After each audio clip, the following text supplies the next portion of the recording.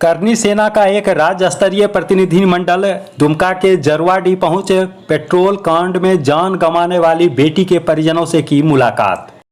आज शनिवार की शाम करनी सेना का एक राज्य स्तरीय प्रतिनिधिमंडल दुमका के जरवाडीह गांव पहुंचा, जहां पेट्रोल कांड में जान गंवाने वाली दुमका की बेटी के परिजनों से मुलाकात की और इस घटना पर दुख व्यक्त करते हुए इस घटना की कड़ी निंदा की। मीडिया से बात करते हुए प्रतिनिधि ने कहा कि इस घटना की जितनी भी निंदा की जाए वह कम है, शब्द कम पड़ गए हैं।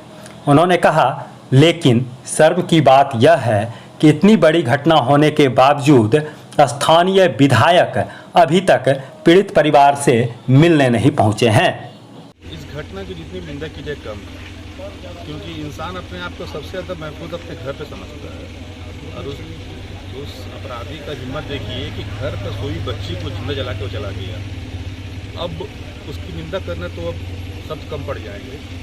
हमारे यहाँ पर आने के पीछे बस हमारा ये उद्देश्य था कि परिवार के साथ हम आश्वासन देने के लिए नहीं आए। हमारे इस करनी सेना की संगठन की पूरी टीम पीड़ित के साथ रांची उसके अस्पताल में रिम्स के साथ से लेकर के यहाँ तक साथ खड़े हैं।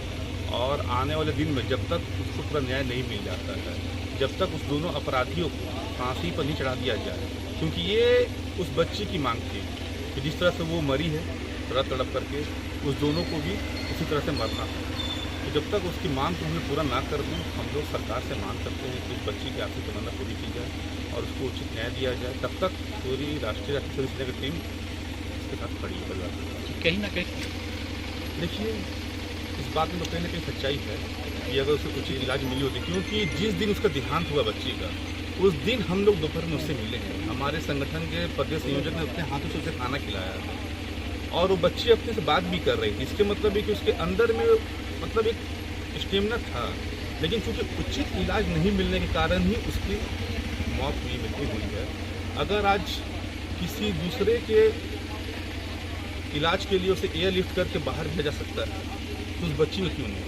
एक उचित अगर उसे इलाज मिला होता सही समय पर, तो शायद आज वो बच्ची भी हमारे बीच रहती। इस बात का अफसोस रहेगा हमें, क्योंकि अब उस बच्ची को तो हम वापस नहीं ला सकते, लेकिन उसके वजह से थोड़ा जरूर हो सकता है। बार बार ये सवाल उठ रहा है कि दुखद है, बहुत ही दुखद है। हम लोग मांग करते हैं कि शायद अभी सरकार की स्थिति क्या है नहीं है, वो उससे हम लोग को मतलब नहीं है, क्योंकि सरकार तो जनता के लिए ना है, सरकार कुर्सी के लिए नहीं है। आज सरकार अगर यहाँ के स्थानीय विधायक घर पर आए होते, बच्ची साथ खड़े हुए तो हम लोग भी छाती चौड़ा रहता।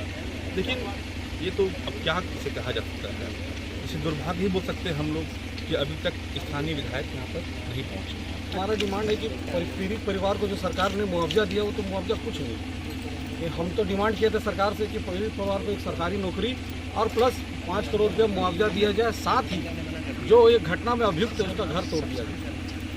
घर पूरा जैसे पीड़ित परिवार, पीड़ित लड़की जो आज ये उसके साथ घटना हुआ है, और हम चाहते हैं, हम मांग भी करते हैं झारखंड सरकार से, उसका जहाँ भी घर हो वो तोड़ कर बर्बाद कर दिया जाए। करनी सेना इसका मांग है। हम तो ये बोलते हैं कि भैया हम ये हिंदू समाज से मांग करते हैं, भैया अब अपने घर में सब तलवार रखें, अब आत्मरक्षा कीजिए।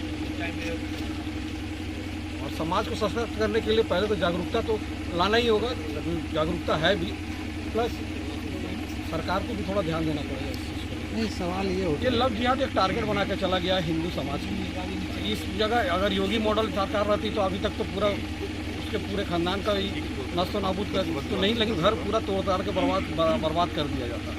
और उसके बाद कोई उठने का कोशिश नहीं करता। आज यूपी में क्यों नहीं है? आज यूपी में लव जिहाद देख लीजिए कितना कम हो गया।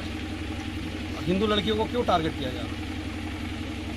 हम लोग तो हिंदू समाज तो अपना आज के डेट में देश कैसे आगे बढ़े, घर परिवार कैसे चले, उस पर ध्यान देना। आज भी एक आदिवासी हम लोग जो भी होगा हम लोग उसका भरपूर आर्थिक रूप से भी, शारीरिक रूप से भी, उनको जो भी होगा हम लोग मदद करें और हर जगह हम लोग मदद करें। नाम बताइए। जी, मेरा नाम विनय सिंह, प्रदेश संयोजक श्री राष्ट्रीय राजपूत कांग्रेस।